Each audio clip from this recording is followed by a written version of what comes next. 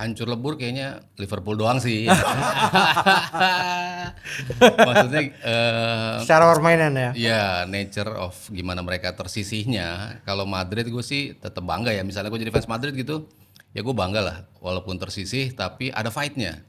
Ada potensi lo bisa ngebalikin skor gitu kan. Lo kalah 2-1, terus lo bisa ke kandang Munchen yang sulit untuk bisa bertandang ke sana gitu, tapi lo nunjukin kapasitas bahwa emang lo pemilik Liga Champions gitu. Lo nggak pernah bisa mencoret mereka dari Liga Champions. Gua bener-bener penasaran sih sama Portugal. Portugal dengan materi seperti itu, dengan Ronaldo yang kayaknya bakal jadi bener-bener last dance dia. Mau nggak sih para pemainnya tuh memperlakukan dia tuh kayak Argentina memperlakukan Messi? Will play for Messi. Nah ini kalau Portugal bisa melakukan itu terhadap Ronaldo, ngeri sih gue bilang ini tim ini.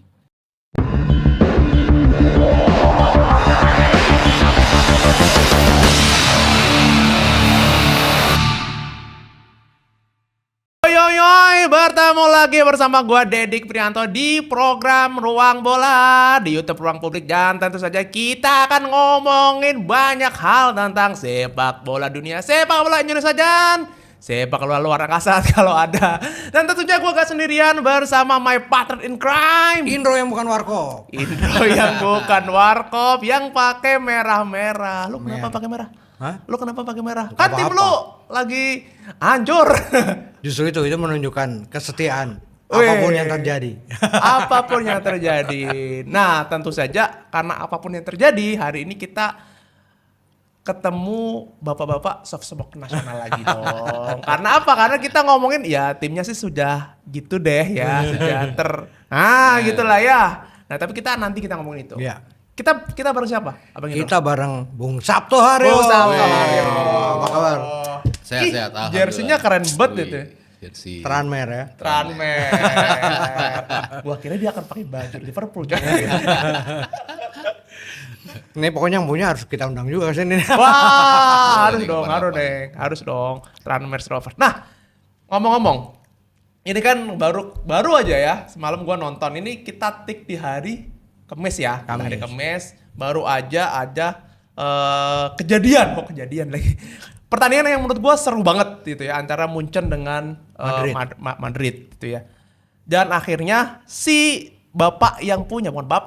tim yang punya Liga Champions ini akhirnya tersisih, Madrid. Dan ini tentunya membuka banyak kesempatan, Iya, akan iya. ada juara baru lah, kira-kira gitu. Yang nggak hanya baju putih doang yang juara Liga Champions. Nah, Tapi prediksinya gimana? kalau juara baru yang belum pernah kan cuma Arsenal sama Atletico. Atletico. Iya, maksud gue ya, Apakah mungkin mereka? gue jujur pengen juaranya nggak putih doang gitu. Karena Madrid mulu bosan banget coy. 15 kali buset, ngejarnya gimana itu? Ya iya. Padahal digabung-gabung aja belum bisa tuh. Misalnya kan Milan sama Liverpool aja belum bisa itu. Nah, prediksinya Mas Aryo. Liga Champions ini setelah dua kekuatan besar ya kita nyebut ya, Madrid itu ya pemilik Liga Champions Ya. ya. Liverpool menguntit di belakangnya. Ya. Dua-duanya hancur lebur lah. Prediksinya gimana Mas Aryo? Hancur lebur kayaknya Liverpool doang sih. Maksudnya Secara permainan ya. ya nature of gimana mereka tersisihnya. Kalau Madrid gue sih tetap bangga ya. Misalnya gue jadi fans Madrid gitu, ya gue bangga lah. Walaupun tersisih, tapi ada fightnya. Ada potensi lo bisa ngebalikin skor gitu kan. Lo kalah 2-1, terus lo bisa ke kandang Munchen yang sulit untuk bisa bertandang ke sana gitu, tapi lo nunjukin kapasitas bahwa emang lo pemilik Liga Champions gitu. Lo nggak pernah bisa mencoret mereka dari Liga Champions. Ketika ketemu City kan juga nggak ada yang mikir mereka bisa menang dengan begitu mudah gitu kan lawan City. Ternyata mereka bisa gitu. Itu kan artinya walaupun tampil angin-anginan di Liga, itu lo nggak bisa ngejamin Madrid bakal hancur juga di Liga Champions. Terbukti ya mereka lolos.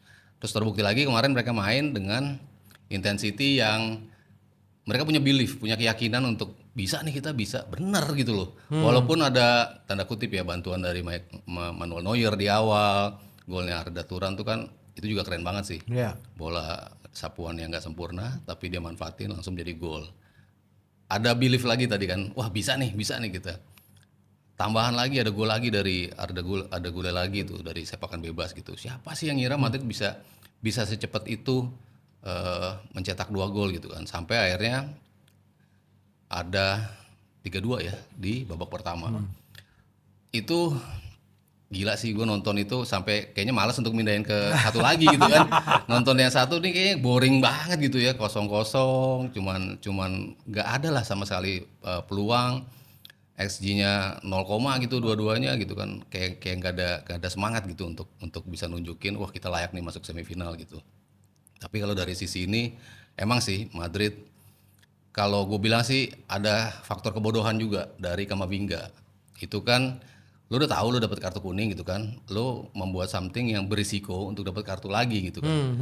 Dengan mendelay permainan. Secara peraturan emang lu ngedelay permainan, lu layak dapat kartu kuning gitu. Cuman kalau gue ngeliat gestur wasitnya juga kayaknya lupa nih udah ngasih dia kartu kuning kan. Begitu dia ngasih kartu kuning dia langsung balik badan kan. Langsung balik badan, pemain yang lain, dia udah kuning. Dia ingetin juga, oh iya.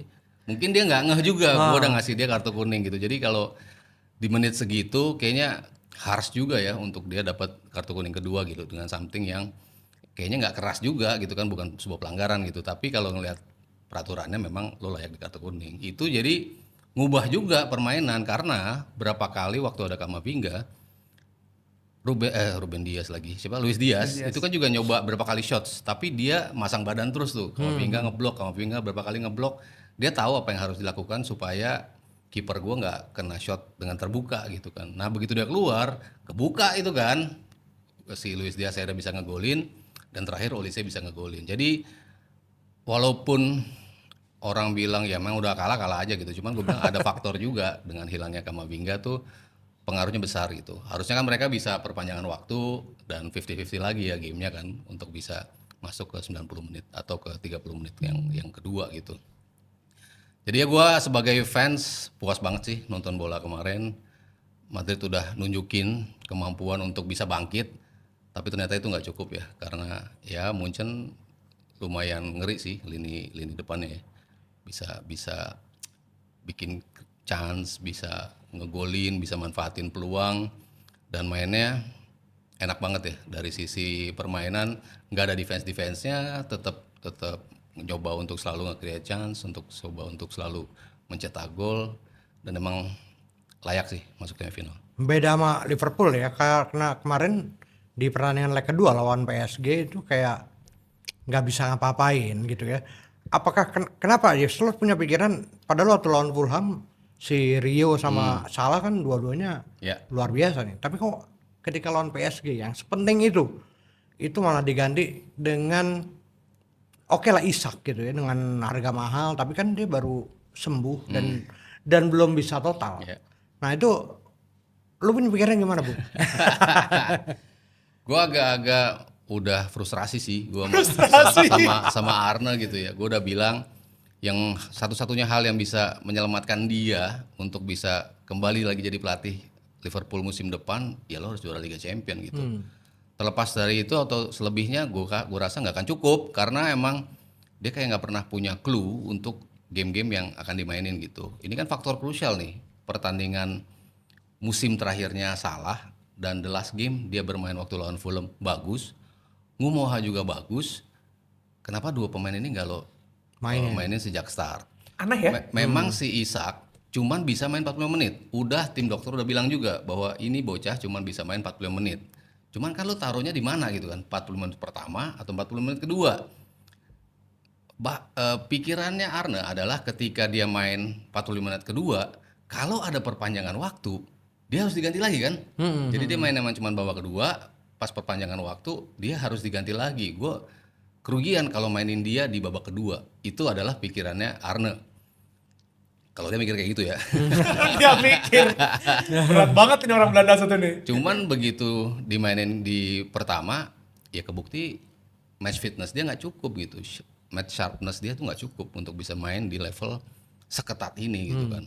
Sementara gue udah bilang begitu Salah pamit, ya udah lo mainin dia di semua game. Udah dia akan ngebuktiin ini pertandingan terakhir gua kena bisa-bisa di situ. Pasti Salah kan melakukan itu. Selalu dia seperti itu kan. Ketika kemarin belum dikontrak, menuju kontrak tanda tangan, dia main gila-gilaan kan.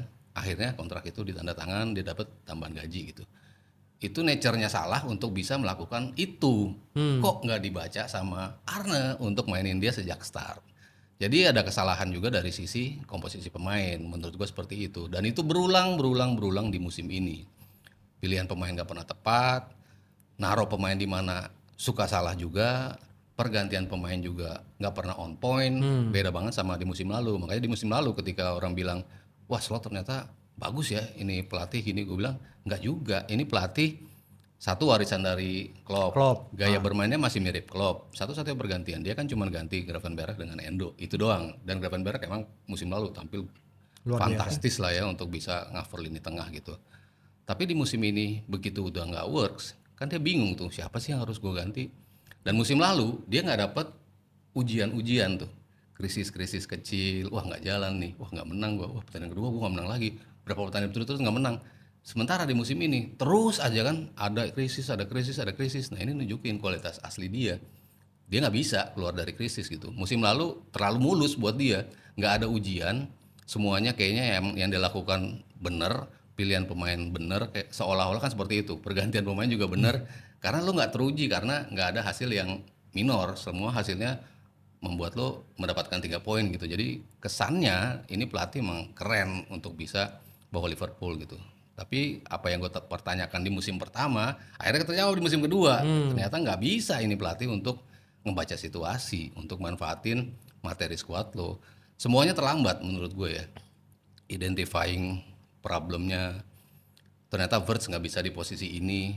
Berapa pertandingan berturut-turut dipaksain sehingga begitu, iya ya dia kayaknya nggak bisa, baru gue geser, udah terlambat. Baru mencoba bereaksinya tuh butuh waktu game demi game yang cukup lama gitu. Salah lagi turun-turunnya pada saat itu kok nggak lo rotate gitu kan, dia terus memaksakan dia. Kalau nggak, kenapa dia nggak digeser ke tengah? Waktu game lawan Galatasaray kan gitu, dia ditaruh bukan lagi sebagai winger yang nuntut dia lari, nuntut dia terobos masuk kotak penalti, yang kebukti dia udah nggak punya energi untuk itu di periode tersebut gitu. Lalu ada isu Salah juga waktu itu kan yang dia sempat protes. Terus dicadangin. Gue bilang emang Messi juga pernah dicadangin, Ronaldo pernah dicadangin, tapi 1 atau 2 game. Ini 3 game berturut-turut. Ini lu gimana sih lu sebagai pelatih? Gue sih juga marah pasti kan. 3 game berturut-turut, pemain terbaik lu cadangin. Lu kasih dia sentilan gitu kan cukup di 1 game 2 game gitu. Begitu game ketiga lu melakukan itu udah blunder menurut gue. Blunder ya? Bener, itu menjadi blunder terbesar dia untuk bisa nanganin Salah. Dan itu kebawa sampai kemarin, kok dia treat Salahnya salah lagi gitu, nge-treat dianya, sehingga ya udah wajar. Walaupun emang PSG di atas kertas as a team emang sulit sih, lebih baik secara tim ya. Individual mungkin tipis-tipis sama Liverpool gitu, tapi the way they play as a team, ngeri emang ngeri sih. Tambah lagi Ekitike 9 bulan cuy. Iya, gue sedih banget itu. Dia Achilles tendon ya ternyata ya kayak si Haliburtonnya si apa Golden State Warriors apa tuh NBA Finals kemarin kan dia kan juga sobek tuh kan, sobek. Itu juga itu ngeri sekali, ini lari terus tiba-tiba sobek itu. Berarti dia hampir 1 musim. Iya 9 bulan. Ya pasti dia nggak bisa ikut Piala Dunia. Piala Dunia nggak bisa. Padahal dia sebenarnya sudah menyegel 1 tempat di Prancis itu ya. Iya. Bersama dengan Mbappe gitu ya. Mbappe, Olise dia. Prancis mah bikin 3 tim juga bisa. Prancis buset deh.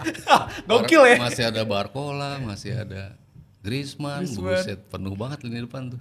Oh iya, Ousmane Dembele. Wah, gokil. Desire Doué. Nah, tapi pertanyaan gue gini, ini kenapa? Ini kan dia udah salah nge-treatment, mau salah aja udah salah ya kan? Nge-treatment ada Gakpo men yang dianggap cabut itu pacarnya dia nih, pacar nih, karena selalu dimainkan dan selalu ibu negara.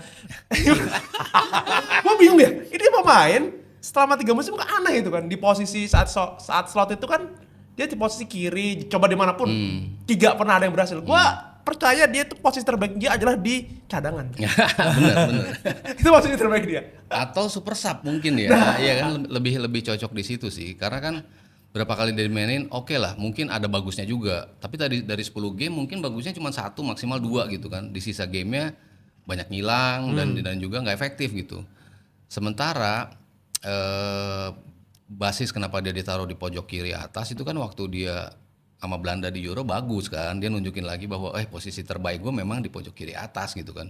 Cuman begitu nggak works kan ada saatnya lo putar-putar dia gitu kan. Luis Diaz waktu ada di kiri dia bisa digeser ke tengah gitu kan. Sebenarnya kan lo bisa melakukan itu juga gitu kan. Dia ada di pertandingan tapi mungkin Ekitike-nya yang di kiri, Gakpo-nya di tengah. Mungkin positioning yang seperti itu yang gue bilang dia suka kadang-kadang naruh pemainnya tuh akhirnya nggak keluar potensi terbaiknya gitu. Perlu lo pindah-pindahin dulu nih pemain. Tapi ini kan lo taruh di situ terus dan kebukti nggak bagus gitu. Ya kemarin sih ngasih impact lah waktu masuk sebagai pemain cadangan, tapi kan dikit banget lah impactnya gitu. Tapi ada lah yang dia masuk sebagai cadangan dibandingkan ketika dia menjadi starter. Yang gue suka tanyain kok dia sering banget ya menjadi starter. Lo nggak fair untuk Mumoha, lo nggak fair buat Chiesa. Ini kan pemain-pemain yang harusnya bisa ngebuktiin sesuatu gitu kan. Dan berapa kali ngebuktiin juga kan. Chiesa main bisa dia cetak gol, bisa menghadirkan perubahan gitu. Mumoha berapa kali dia juga menghadirkan perubahan. Paling nggak ada pemain yang bisa nusuk ke dalam kotak penalti. Sementara kan Gakpo nggak bisa ngelakukan itu gitu. Dia bisa cutting inside nendang ke blok. Iya, cut inside nendang ke blok udah kebaca kan kayak gitu terus gitu. Jadi ya kok dimainin terus menjadi pertanyaan terbesar kita sebagai fans Liverpool sih. Itu kenapa? Gue pasti gambar. Kenapa FSG itu pemilik Liverpool ini kenapa bersikeras seolah-olah ya udah deh. Ini lo posisi lo aman. Kenapa? Untuk Gakpo. Slot, untuk spesifik slot.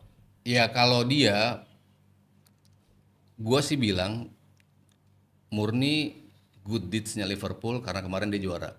Jadi nggak akan dipotong di tengah musim. Apapun hasilnya Liverpool, dia akan digantikan di akhir musim. Menurut gue seperti itu. Yang bisa menyelamatkan dia untuk bisa bertahan juara Liga Champions. Menurut gue itu doang tuh. Lu mau juara FA, lu mau masuk peringkat 4, itu nggak akan menolong dia. Karena udah kebukti di beberapa games dia nggak bisa melakukan itu. 16 kali kalah loh di musim ini. Tambah ini 17 kali kalah. Rekor gak sih? Belum ya? Sepanjang musim. Kalau kayak di era terkini sih termasuk rekor sih ya. Di era Klopp dan kawan-kawan. Terus di era terkini termasuk buruk banget lah. Bisa kalah sampai all competition 16 pertandingan tuh nggak termaafkan sih menurut gua. Jadi untuk mengganti di tengah jalan kayaknya nggak mungkin. Karena lu memberikan trofi di musim lalu yang memang ditunggu-tunggu fans, menyamai rekornya MU, lalu poster lo di antara legenda-legenda Liverpool udah dipajang di situ, jadi nggak memungkinkan lo untuk nggak berterima kasih dan lo diganti di tengah jalan gitu. Mungkin pasti akan selesai di akhir musim gitu. Untuk kedepannya gue rasa dia bukan pelatih yang pas. Itu memang ada banyak yang bilang juga kenapa nggak di akhir musim ini lo ganti pelatih emang yang lo proyeksiin musim depan nih, misalnya Xabi Alonso gitu. Lo kasih di musim ini, di akhir musim ini, kan kayak pramusim awal tuh. Betul. Jadi dia udah masuk ke ritme permainan Liverpool untuk tinggal dilanjutin nanti. Siapa yang bakal lo coret, siapa yang nanti lo butuh di mana, itu kan pelatih udah punya feel-nya. Ada juga yang menginginkan hal tersebut gitu. Tapi dari sisi FSG, manajemen, termasuk Arnanya sendiri yang bilang gue masih didukung, ya kayaknya sih benar-benar sampai akhir musim sih. Karena ini, gue tuh sebagai penggemar bola yang suka pelatih ngomong ya. Misalnya kan gue tuh suka Mourinho karena dia ngomongnya enak banget ya, menyenangkan. Arne Slot nggak ada enak-enak sama sekali. Seorang, iya kan bener gak sih? Gue merasa gitu ya. Iya. Kalau dia kalah, Bagusan John pasti. Hartman kan ngomongnya. Bener, nanti kita simak jadi. Karena ya kalau dia kalah pasti nyalahin orang lain. Iya, nyalain orang, nyalain situasi, nyalain wasit kadang-kadang. Jadi nggak apa ya, bukan pelatih yang pasang badan untuk timnya gitu kan. Ya pelatih-pelatih hebat yang kita tahu kan selalu mengcover pemainnya kan. Ya, termasuk yang tadi lo sebut, Mourinho kan gila lo itu pasti press conference tuh full pasti kalau dia ngasih press conference gitu kan. Orang pengen tahu yang dia omongin itu apa sih. Dia mau nyentil siapa dan sentilannya tuh pasti berdasarkan fakta. Yang kita, oh iya bener pasti akan merasa begitu kan. Tapi kalau Arna, lu ngomong apa sih kan pasti begitu kan, lu mau nyalain siapa kali ini gitu kan, kita udah tahu dia akan melakukan itu karena dia nggak cukup baik untuk menyusun kata-kata yang emang harusnya ditunjukkan oleh seorang pelatih Liverpool. Iya, karena dia tuh kalah sama PSG ini kan dibilang, ya kita akan jual beberapa pemain untuk dapat main lagi. Lah ini kayak kayak politisi Indonesia men. Ya kan? Kita kayak politisi nih pemain. Dan dia ngomong musim lalu yang bikin kita goyang tuh kekalahan dari PSG kan dia bilang itu kan agak sedikit mengganggu kita. Gue nggak sabar untuk ketemu lagi mereka untuk ngebuktiin kita tim yang lebih baik. Mana? Dikasih kesempatan nih lo untuk ngebalikin apa yang lo rasain di musim lalu, nggak juga bisa, ngegolin pun nggak bisa, shots pun nggak bisa. Iya, shot sekelas Liverpool kagak bisa shot men. Parah. Parah banget. Ngelepas pemain-pemain penting lagi. Luis Diaz dahsyatnya kayak apa di Munchen kan. Iya Luis Diaz, even Nunes loh Pak. Iya. Nunes itu. Kalau gue yang paling apa ya, yang nggak bisa dihindari emang cabutnya Luis Diaz, karena kan dia udah tekadnya udah bulat banget untuk cabut dan Liverpool akhirnya udah mengiyakan untuk dia cabut gitu kan. Cuman kan lu sebenarnya pada pergantiannya di Isak, ada Ekitike juga, ada Florian Wirtz juga. Lu kalau pelatih bagus, lu bisa dong manfaatin source ini kan untuk gantiin kepergiannya dia gitu. Yang gua sesali dan bisa sebetulnya dihindari adalah hilangnya si Trent kan juga udah cabut dari pertengahan musim kan, udah minta udah bakal cabutnya pertengahan musim. Dan itu dia nggak terlalu flourish di Madrid kan juga kebukti lu sebenarnya nggak kehilangan amat lah TAA gitu kan, bisa ke cover sama Sobo, kadang-kadang Frimpong main bagus, kadang-kadang Conor Bradley juga bisa, lu masih bisa diganti banyak orang lah ya di posisinya TAA gitu. Cuman di posisi Nunes, di posisi Harvey Elliott yang gue bilang, yang gue bilang itu sayang yang harusnya mereka nggak mau pergi kan, merekanya nggak mau pergi. Tapi kalau dua pemain ini kan memang udah mau pergi, lo nggak bisa ngindarin mereka untuk cabut, Luis Diaz dan TAA gitu. Cuman kan Harvey Elliott sama Darwin Nunes kan sebenarnya masih mau di situ. Iya. Passionate ya mereka berdua itu kalau main. Iya, Darwin Nunes gue bilang, buset deh kalau dia masuk sebagai super sub sih masih ngeri juga loh. Dia punya insting masuk kotak penalti, narik back lawan itu kan lo masih butuh sosok kayak dia. Harvey Elliott ketimbang Curtis Jones sih gue mendingan Harvey Elliott ya. Ya Curtis juga ya naik turun lah. Kadang dia bisa poinnya 9 gitu. Tapi kadang-kadang poinnya cuma 3 gitu kan, terlalu jauh gap konsistensinya gitu. Sementara Harvey Elliott di menit-menit pendek yang dia mainin selalu impactful gitu kan. Nah itu yang gue sayangin sih, hilangnya pemain-pemain sih kalau menurut gue sih Nunes sama ini. Yang mungkin orang selalu ngomongin Luis Diaz dan TAA. Cuman itu kan nggak terhindarkan. Emang dia pasti akan cabut gitu, lo nggak bisa nahan mereka gitu. Ya udahlah, dari source yang ada, lo harusnya masih bisa maksimalin itu dari Nunes sama si Harvey Elliott dan pemain-pemain yang datang gitu kan. Kerkes kok di Bournemouth bagus banget, kok di sini bisa naik turun. Wirtz kurang bagus apa di musim lalu gitu kan. Bahkan di Jerman ya, timnas Jerman ya. Kok bisa kayak gitu turunnya gitu. Ditambah pemain-pemain yang kayaknya harusnya nggak bisa punya deep form yang seperti ini, kayak Konate, kayak Van Dijk. Itu kan kayaknya kita mikir nggak mungkin lah mereka main jelek di banyak pertandingan gitu kan. Tapi kok ini di musim ini di banyak pertandingan mereka main jelek gitu kan. Apakah mereka mendadak jadi goblok kan? Enggak. Nutrisinya. Iya kan? Kok bisa-bisa semua berbarengan jadi nggak bagus gitu mainnya kan? Pasti ada sangkut pautnya dengan gimana pelatih lo Nge-treat ya. nge-treat lu gitu. Gue sih percayanya tetap seperti itu. Jadi dengan segala kondisi ini, Arne Slot out apapun yang terjadi ya? Out. Akhir musim tapi ya. Akhir musim. Udahlah, akhir musim aja lah. Tapi ada isu bahwa akan dipertahankan setahun lagi. Aduh, gue sih nggak mau. Udah siap. Kan gue sering berdebat juga gitu ya di DPI terutama masih Rijal gitu kan. Mas banyak loh pelatih-pelatih yang di musim berikutnya nggak sukses gitu. Lu kenapa ngambil contohnya nggak sukses sih? Gue bilang, kenapa lu nggak contoh si Mourinho 2 musim berturut-turut sukses? Kenapa lu ambil contoh si dia? Kenapa lu contohnya yang gagal? Segagal-gagalnya peringkat berapa sih Jal? Gue bilang gitu. Peringkat 2, peringkat 3 kan tetap mereka ada di posisi itu. Ini peringkat 6 loh di luar itu. Sekarang aja baru naik-naik lagi kemarin di 8 di posisi itu.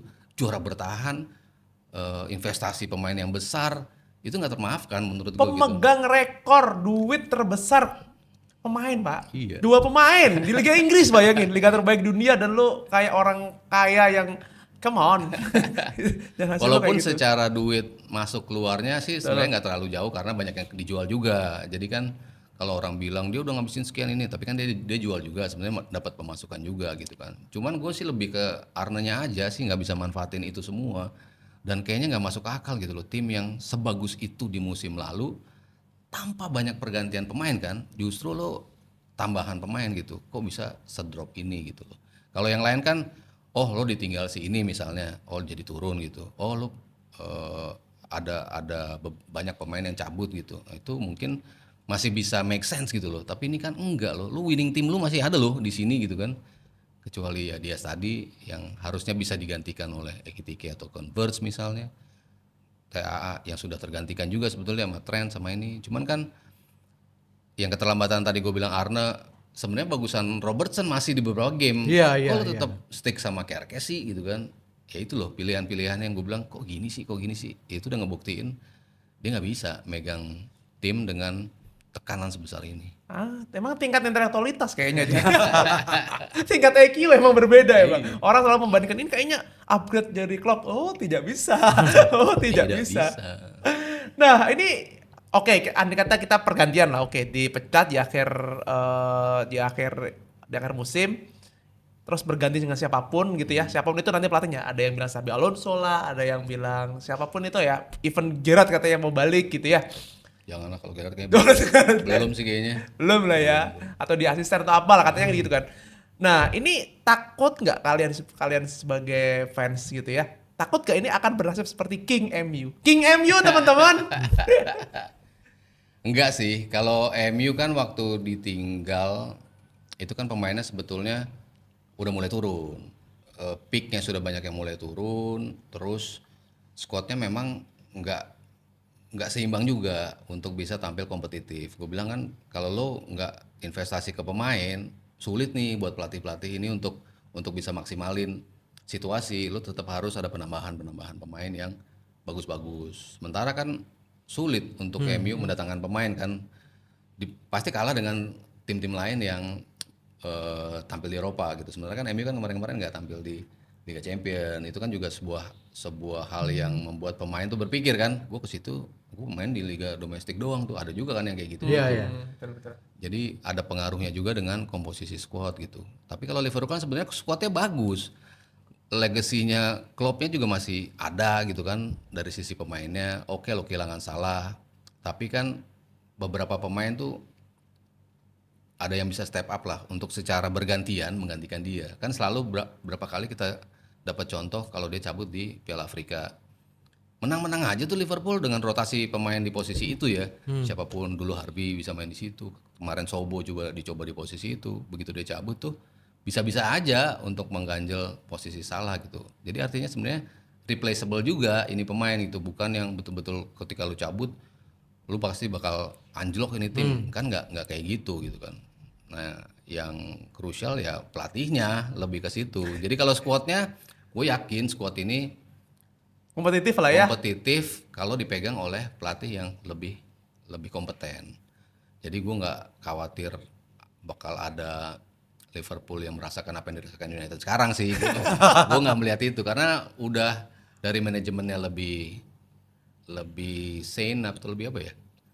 Lebih realistis, waras lah ya. waras, lebih realistis gitu ketimbang manajemennya MU gitu kan. Jadi ya gue tetap yakin mereka nggak akan sehancur itu. Nggak akan sehancur MU ya. Iya, kalau pelatihnya diganti gitu. Berarti kita ngomongin soal MU nih kan. Sehancur MU kepleset. King MU, mohon maaf teman-teman. King MU kepleset kemarin ya. Gue juga sempat nonton meskipun nggak selesai ya. King MU kepleset. Kenapa gue kepleset? Karena sebenarnya dia secara permainan menguasai sebenarnya. Ya, King MU sebelum kartu merah ya. King MU kepleset. Ini berarti bulan madunya udah selesai sama Miracle Carrick. Kalau gue sih banyak berbeda opini sama kebanyakan orang yang bilang ketika MU kemarin dirugikan dengan hilangnya Lisandro Martinez. Tapi gue bilang kalau dia nggak di kartu merah, mereka nggak akan tampil sengotot itu loh. Kebukti pas ada Lisandro Martinez, mereka nggak sengotot itu, mainnya kayak So-so hambar aja ya, so-so aja gitu. Maksudnya lu udah istirahat 24 hari. 3 minggu. Kayak lo setelah main Van Raan ya kan. 3 minggu lo udah gak main lebaran nih ya. Iya. Balik Van Raan aja deh kita. Gini. Sementara harus main HM, wah berat. Iya lagi. Iya kan? Ini kalau menurut gua gitu aneh. Mereka udah libur cukup lama ya karena cuma main 40 pertandingan kan sepanjang musim. 38 di liga, 1 di Carabao, 1 di FA. Dua-duanya langsung kalah di ronde pertamanya gitu. Kalau Leeds dia baru main di quarter final Piala FA, mainnya sampai perpanjangan waktu, adu penalti. Artinya secara fisik harusnya kan lebih bugar MU dong. Iya, lebih bukan. Tapi kok kemarin nunjukin Leeds lebih bugar dari sisi ngejar bola, dari sisi determinasi setiap melakukan duel. Kalau gue kehilangan bola, gue coba ngerebut bola keduanya. Sehingga MU dibuat nggak nyaman gitu, nggak bisa ngembangin permainan sama sekali.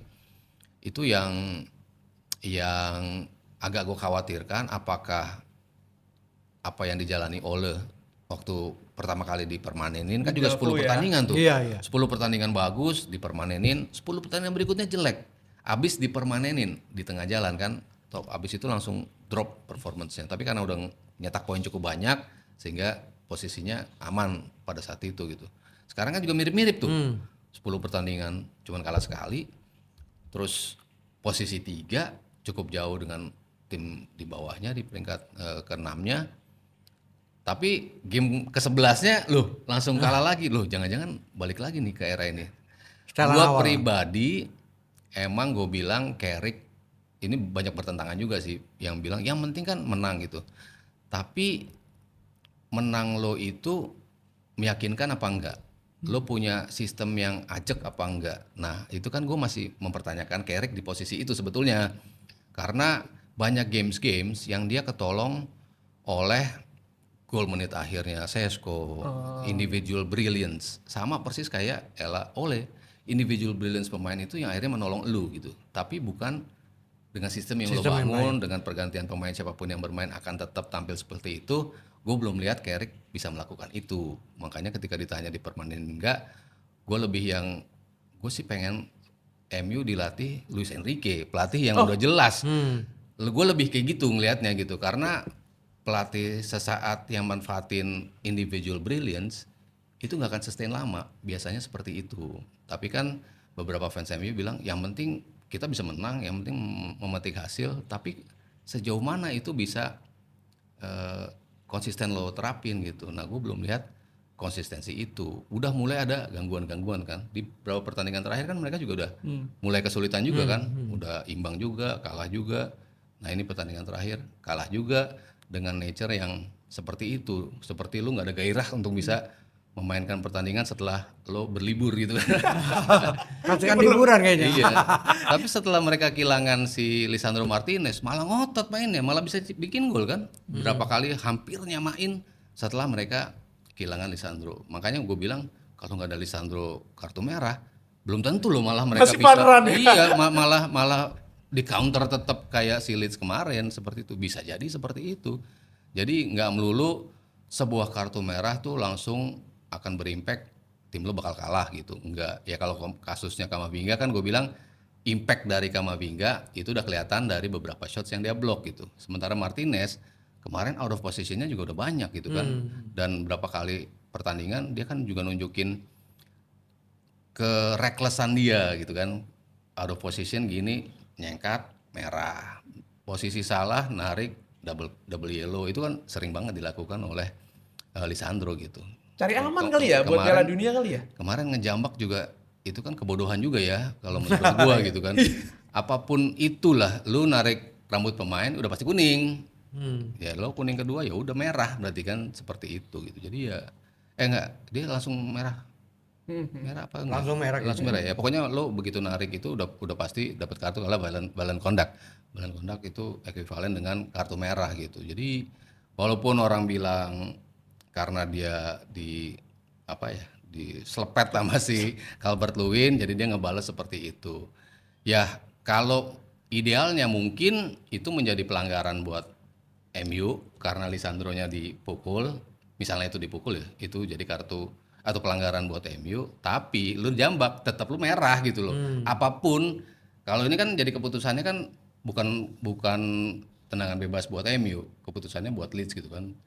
Kalaupun keputusannya buat MU, merahnya akan tetap ada karena violent conduct itu ya gue sayangkan dengan Lisandro Martinez yang di beberapa games sering kayak gitu juga sih. Padahal ini musuhnya Leeds yo. Kan MU ini kan nggak boleh kalah sama dua tim kan. Salah satu Leeds ya. Salah satunya Leeds. Ya karena kan banyak lah di sejarahnya. Tapi salah satunya kan yang membuatnya siapa itu? Bintangnya MU itu kan dari Leeds tuh. Banyak banget gitu yang diambil gitu ya. Siapa itu yang dari Prancis itu? King itu? Cantona gitu ya. Itu kayak membuat Cantona, Rio, terus apa lagi Rio yang merah itu? Ferdinand. Oh iya Ferdinand. Iya. Cantona. Alan Smith. Tengahnya banyak sih. Ya, jadi itu yang dianggap pokoknya bagi anak King MU, gua belain kalian nih, jangan kalah lawan Liverpool, timnya dia nih, sama Leeds. Tapi Leeds kan emang di beberapa games, kalau kita ngelihat tren mereka ya, di 13 game pertama, mereka kalah 8 kali. Buruk banget emang 13 game pertama. Tapi abis itu mereka hanya kalah 4 kali dalam 18 game. Itu kan progres yang lu nggak terkalahkannya banyak. Tapi memang nggak menang sih, tapi imbang. Ketika kalah pun, lu nggak pernah lebih dari 1 gol. Terus ketika imbang pun 1-1, imbang tanpa gol, nggak mudah buat ngegolin mereka. Jadi pas kemarin mau pertandingan, gue juga bilang nggak mudah loh nih buat MU, bisa imbang, bisa kalah.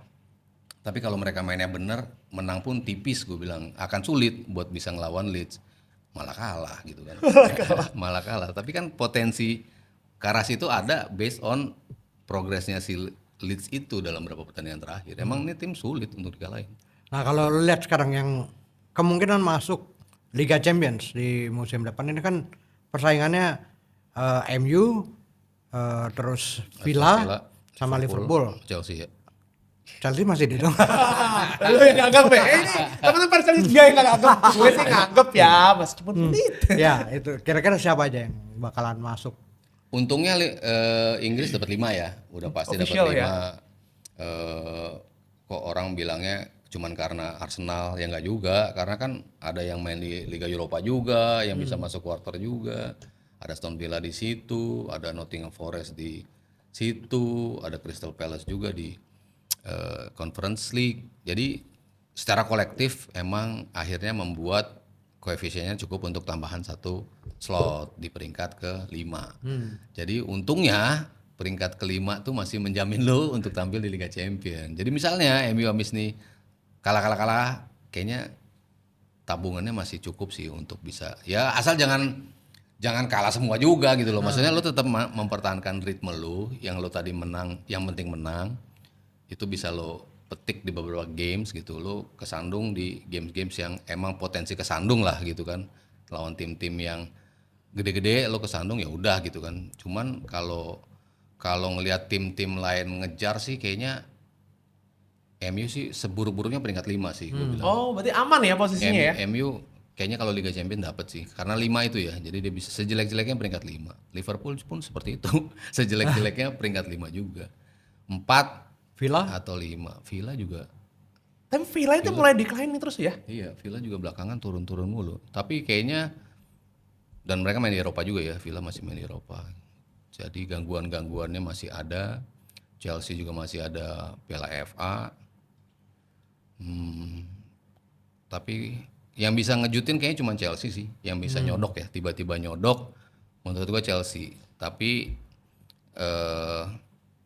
1-2-nya udah pasti antara City Arsenal, 3-nya 3-4-5 tuh direbutin 4 tim berarti kan. 3-4-5 tuh antara MU, Liverpool, Villa, Chelsea. Yang bisa ngeganggu 3 ini ya cuma Chelsea. Jadi kalaupun kejutan bisa masuk Liga Champions, Chelsea sih yang bisa ngeganggu itu sih. Yang fokus kan tinggal Liverpool sama MU sebenarnya, ya kan? Yang lainnya masih ada dua kompetisi kan. Nah, yakin nggak pertanyaan? Gue sih fair-fairan nggak terlalu yakin itu slot bisa mengatasi itu ya, karena dengan kondisi kayak gini ya. Termasuk juga Chelsea, kayaknya Aston Villa nih. Biar menarik ya Liga Champions. Nah, oke. Setelah kita ngomong Liga Champions, ini tadi kita menyebut 1-2. Ini seru banget. Gue merasa ini Liga Inggris dibanding musim lalu ya, fair ya. Musim lalu kan ya sudah lah, kasih aja deh ke Liverpool. Kayaknya terlalu dominan, unbeaten, lain-lainnya udah lagi apa ya, lagi bosok semua gitu. Ya kan? Nah, Arsenal kepleset. City ya seperti biasa dia naik city car, Pak. Bukan city car, supercar, Pak. Ya, dia naik supercar seperti biasanya gitu ya.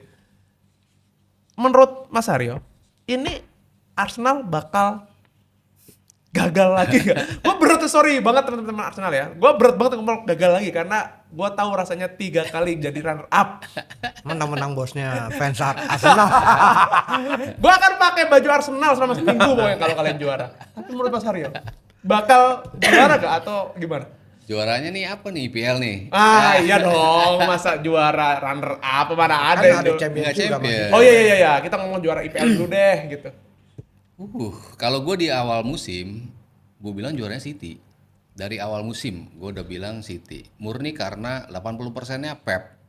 Selama tim itu dilatih Pep, akan sulit bagi tim manapun untuk bisa menjadi juara.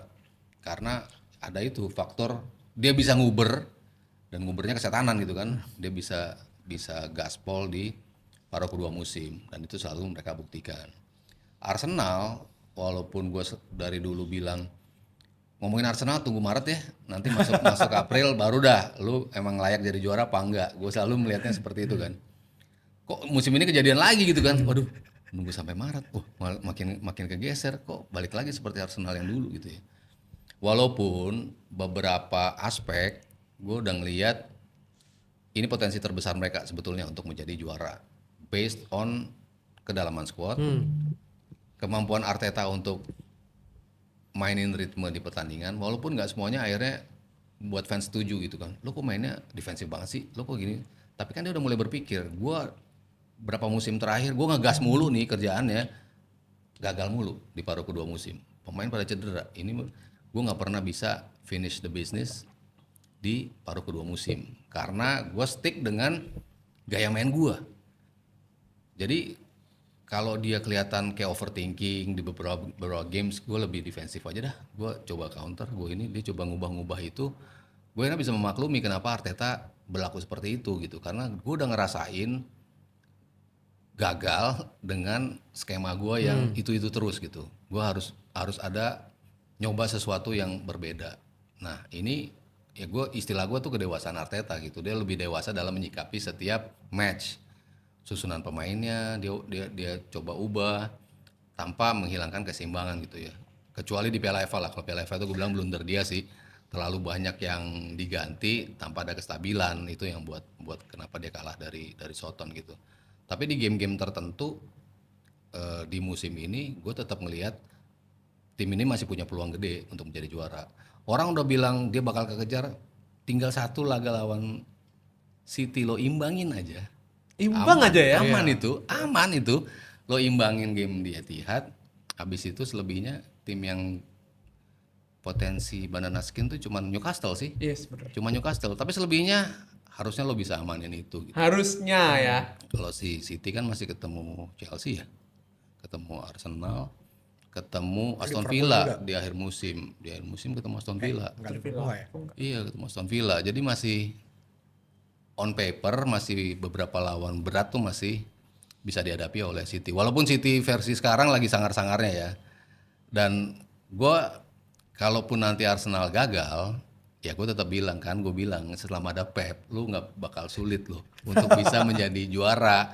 Dan kenapa gue mengatakan itu bukan tanpa alasan, karena ya bla bla bla yang gue jabarin itu end up-nya lo nanti kepleset, ya gue memaklumi itu, akhirnya lo kepleset karena City-nya kayak gitu. Cuman di lain sisi gue ngelihat Arsenal tuh punya peluang gede juara Liga Champions. Oh justru jadi Liga Champions? Iya, menurut gue tuh mereka punya peluang jadi juara di Liga Champions. Dan itu cukup untuk membuat Arteta stay? Stay lah, maksud lu mau ganti Arteta sih? Iya, paling enggak kan kalau di Liga Inggris aja kita lihat. Yang tadinya Januari, Februari dia kegeser, sekarang udah sampai April lah. Gue kadang-kadang bertanya juga ya sama fans Arsenal gitu. Ini udah saatnya Arteta diganti gitu. Gue bilang, men, lu sebelum Arteta kayak gimana sih tim lu? Sebagus apa sih tim lu untuk harus juara nih si Arteta gitu? Tim lu sebagus apa sih sebelum ini? Kan gue compare tuh. 2004 lo invincible sampai si Wenger pensiun. Lu berapa kali ada juara gak sih? Ada potensi lu mau jadi juara gak sih di musim-musim itu? Ada 3 kali berturut-turut jadi runner up gak sih lu? Enggak juga kan? Emang susah gitu loh. Sementara Arteta progresnya setiap musim itu ada. 8, 5, 2, 2. Nah, ini 2 per 1 nih, ya kan? Peringkat 8, peringkat 5, peringkat 2, peringkat 2. Nah, sekarang pertanyaannya peringkat 1 enggak. Di lain kompetisi semuanya dilewatin. Di posisi 2 klasmen itu, di FA-nya dia lebih jauh. Di musim ini di Carabao-nya bisa sampai final. 2 musim berturut-turut sampai sampai semifinal Liga Champion. Ada progres yang dilakukan oleh Arteta. Kurang One Piece doang ya. kurang itu doang tuh untuk menjadi juara. Nah, gue ngelihatnya komposisi skuad, pergantian pemain yang dilakukan Arteta, terutama di 75% musim ya, itu kan bisa dibilang mulus ya. Lo ganti-ganti, lo ada cedera pemain, tim ini nggak berubah nih, tetap aja solid gitu loh. Orang bilang tunggu aja loh, nggak ada Odegaard sama Saka, pengen tahu gue Arsenal kayak apa. Jadi tetap jalan sekarang, nggak ada 2 pemain itu. Malah orang bertanya-tanya, udahlah nggak usah main aja Saka, Odegaard nggak usah sering dimainin. Ada Eze, ada Madueke, ada siapapun yang lo mainin tuh bisa stabil tim ini. Tungguin aja Gabriel apa Saliba cedera, udah tuh cedera masih bagus aja. Mosquera bisa dimainin. Sedalam itu squad Arteta. Nah, untuk Liga Champions kenapa gue yakin melakoni 2 leg, skuadnya ini cukup untuk bisa melakukan itu. Bongkar pasang pemain, strategi yang bakal diterapin oleh Arteta, gue bilang cocok ini untuk Liga Champions. Ketimbang stabil di setiap pekan dalam kejaran City. Nah, gue malah lebih nggak yakin di situ. Dalam kejaran City. Iya. Walaupun mungkin di atas kertas lo lebih realistis juara Liga lah ya, karena lo masih unggul 6 poin. Semuanya di tangan lo lah.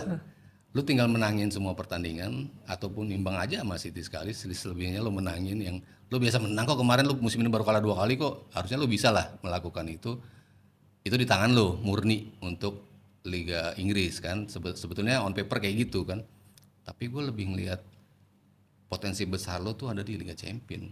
Gue pribadi ya, gue ngelihatnya seperti itu. Apalagi dia belum pernah Iya, ngerasain dan juara nggak Liga melulu Champions. tim yang terbaik yang akan juara kan. Kadang-kadang tim anjir main kayak gini bisa juara nih. Inter 2010 bisa jadi juara. Munchen kan dominasi total tuh pas tahun segitu. Mereka Kalah. bisa jadi. Liverpool 2005. Oh iya, Lawannya Milan yang lengkap Yo. banget.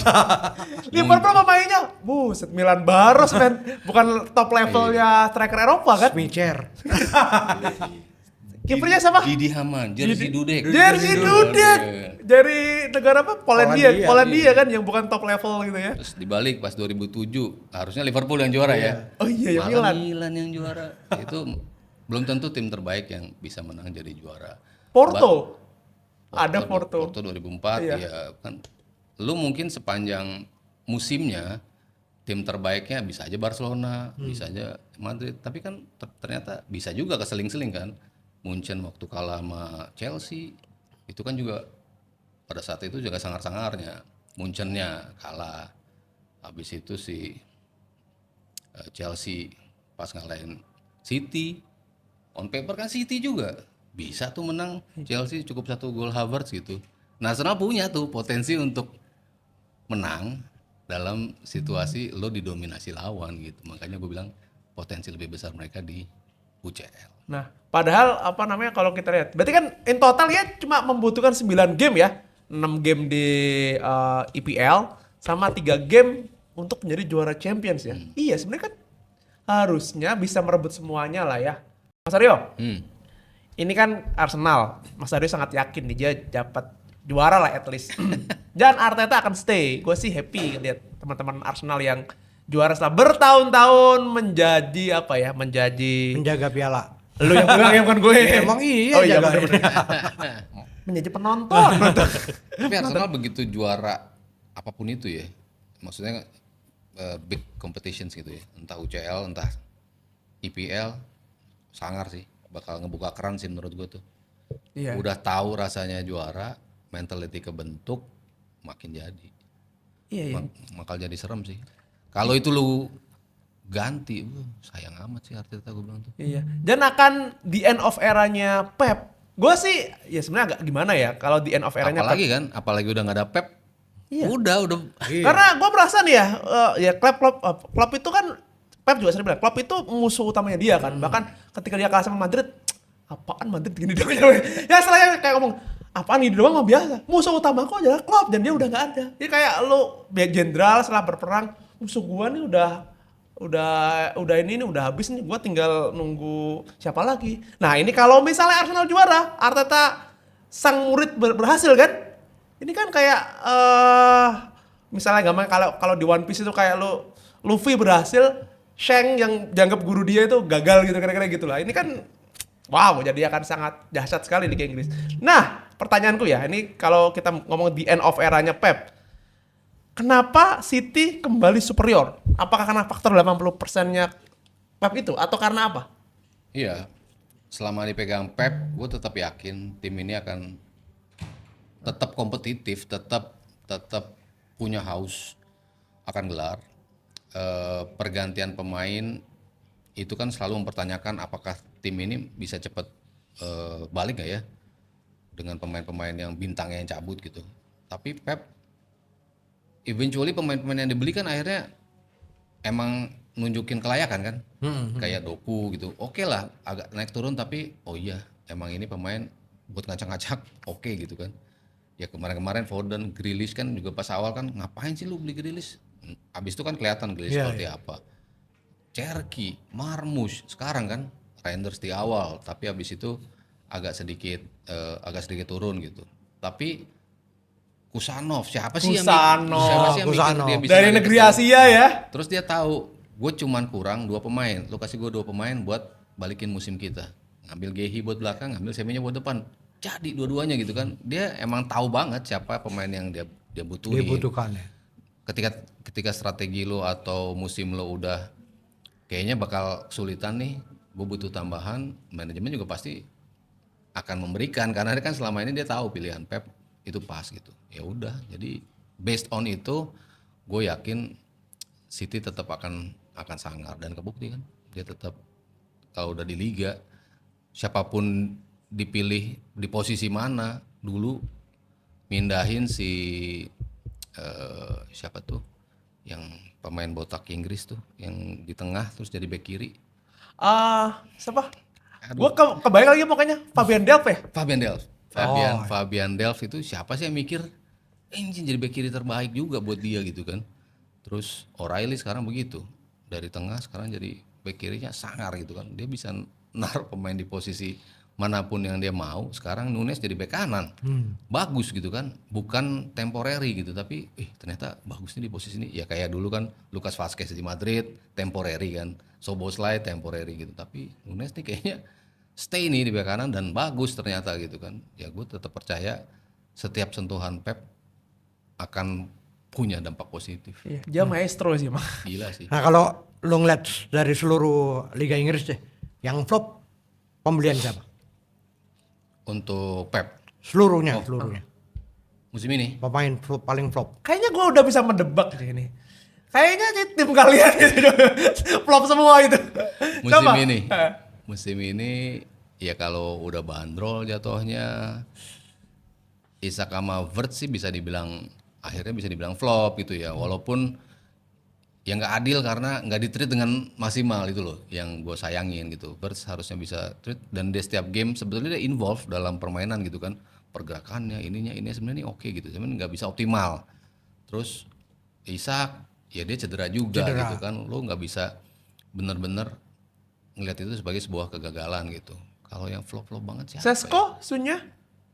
Kunya masih oke. Gyökeres juga akhirnya ngebuktiin, Sesko belakangan juga ngebuktiin. Cuman balik lagi kalau disandingin sama ekspektasi, akhirnya itu semua jadi kelihatan flop gitu kan. Expect-nya Gyökeres double digit goal, kok enggak gitu kan. Sesko langsung bisa jadi top scorer lo, kok enggak gitu kan. Ekspektasi akhirnya kan yang membuat ini jadi flop apa enggak.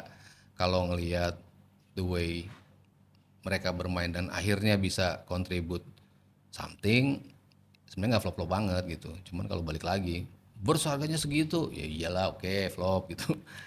Pemain Chelsea banyak kali ya. Oh wow, ada markas Chelsea nih ya, Chelsea. Delap agak kurang ya. Kayaknya pelatihnya deh juga. Ya lebih flop ini sih, Rossoneri. Chelsea dia beli siapa sih ya di musim ini ya? Liam Delap. Flop, jelas ya Delap ya. Terus siapa lagi sih yang dibeli? Gua jadi lupa saking banyaknya pemain yang dia beli di masa lalu ya. Kayaknya era pemain sekarang itu gue kan nggak inget pemain itu kayak Iya, level iya. berapa gitu terus dibeli dengan harga yang Garnacho nggak jelas. kali sekarang ya. Garnacho jadi jatuhnya mungkin flop ya karena nggak ngasih kontribusi juga secara konsisten. Siapa lagi ya? Di Arsenal kayaknya nggak ada lagi. Kalau Arsenal kayaknya flourish semua kayaknya ya. Iya. The best buy aja deh kalau The best buy. Zubimendi gue bilang sih. Zubimendi. Gokil. Kalau nggak ada dia sih gue bilang nggak akan kayak gini sih Arsenal. Ya walaupun orang selalu nunjuknya Rice ya, Declan Rice best midfielder segala macem. Gue bilang sih Zubimendi. Walaupun di 2026 agak turun ya versi Zubimendi 2025 sama 2026 tuh agak beda tuh. Ya mungkin karena kecapean juga tiap pekan lo mainin dengan intensity seperti itu, lo bisa ngelihat Rice jadi bagus banget ya karena ada Zubimendi di belakangnya gitu. Dan mainnya kan kayak effortless banget ya, megang bola, potong bola, ngumpan kemana-mana tuh kayaknya santai, tak gitu. Gua sih Mirip-mirip Xabi Alonso ya kayaknya ya. GG. Gaya-gayanya Dengan- gitu, santai, Iya, nggak se tukang berantem kayak Mascherano gitu misalnya kan. Dan 2 atau 3 tahun lalu gitu, gue pernah juga diundang podcast, ditanya lo mau Liverpool beli siapa? Zubimendi. Dulu gue udah ngomong tuh, Zubimendi buat tengahnya Liverpool ya gue bilang. Kalau gaya pemain Sayang barunya banget. Thiago lah. Thiago Alcantara. Ih, itu keren banget. Waktu kemarin main di Legend, Nah, enak banget dilihatnya. sayangnya cedera mulu Cedera, sih, cedera kaki kaca sayangnya. Oke, kalau Walter Made? Woltemade ya untuk ukuran Newcastle sih best buy juga sih jatuhnya. Best buy. Best buy lah. Siapa lagi dia? Oke, kita udah lengkap nih ngomongin soal Liga Inggris. Mulai dari soal Arsenal yang harap-harap cemas ya. Buset, lama banget harap-harap cemas. Kayak program TV, H2AC. Terus sekarang jadi April lah ya. April. Ini bukan April Mop, semoga Arsenal tidak jadi April Mop ya. Dan kalau ngomongin, dan kita kalau sudah Mas hari ini, kita nggak lengkap kalau nggak ngomongin soal Piala Dunia.